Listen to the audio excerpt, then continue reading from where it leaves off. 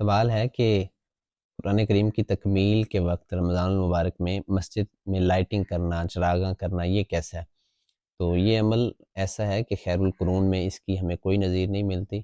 اس میں انسان کے مال کا بھی ضیاع ہے اور فضول خرچی بھی ہے، اور یہ بدعت اور منکر کاموں میں سے ہے۔ حافظ ابن الجوزی رحمۃ اللہ علیہ وہ تلبیس ابلیس میں کہتے ہیں کہ سارو یوقدون نیران الکثیرۃ للختمۃ فیجمعون بین تضییع المال والتشبہ بالمجوس والتسبب الی اجتماع النساء والرجال باللیل للفساد،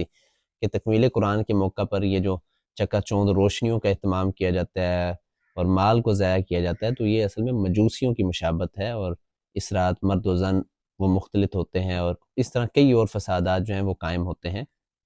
کہ ابلیس یہ چکمہ دیتا ہے کہ اس میں اسلام کی سربلندی ہے، حالانکہ اسلام کی سربلندی جو ہے وہ مشروع طریقے سے ہی ہو سکتی ہے۔ علامہ ابن الحاج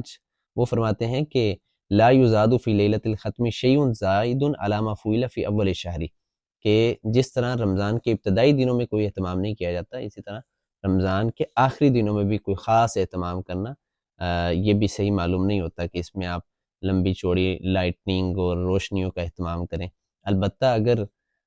جو قاری صاحب ہیں، قرآن سنانے والے ہیں، ان کو کوئی ہدیہ دے دیا جاتا ہے یا تحفہ دے دیا جاتا ہے، اس میں تو کوئی حرج نہیں ہے۔ باقی ایک خاص اہتمام لائٹنگ، چراغاں اور